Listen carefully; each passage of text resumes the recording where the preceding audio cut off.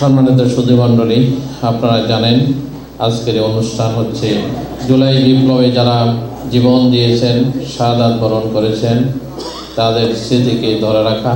যে জন্য যারা আন্দোলন করেছিলেন, জীবন দিয়েছিলেন যে বাংলাদেশকে একটি বৈষম্যহীন আগামীর বাংলাদেশে কোনো অন্যায়, দুর্নীতি, জুলুম থাকবে না, আর বাংলাদেশে আর কোনো ফ্যাসিবাদ কায়েম হবে না। আজকের এই অনুষ্ঠান থেকে আমরা দীপ্ত কণ্ঠে বলতে চাই, এই জুলাই বিপ্লবকে আমরা ধারণ করতে চাই। জুলাই বিপ্লবকে ধারণ করে আগামীর বাংলাদেশকে আমরা করতে চাই, যে বাংলাদেশ হবে সকল ধরনের দুর্নীতি মুক্ত, জুলুম মুক্ত। আয়না ঘরের মতো কোনো ঘর বাংলাদেশে আর তৈরি হবে না।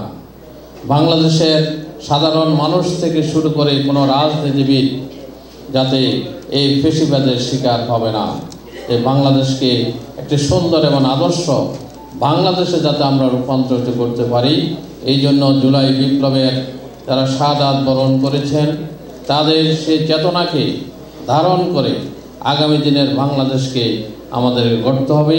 এই জন্য সকলকে আমাদেরকে সেই সুন্দর আগামীর বাংলাদেশ গড়ার জন্য ঐক্যবদ্ধভাবে কাজ করার উদাত্ত আহ্বান জানিয়ে, এবং যারা এই বিপ্লবে যারা শাহাদাত বরণ করেছেন, আল্লাহ রাব্বুল আলামিন তাদেরকে শহীদ হিসেবে কবুল করুন এবং জান্নাতের মেহমান হিসেবে কবুল করুন। আমিন। আসসালামু আলাইকুম ওয়া রাহমাতুল্লাহ।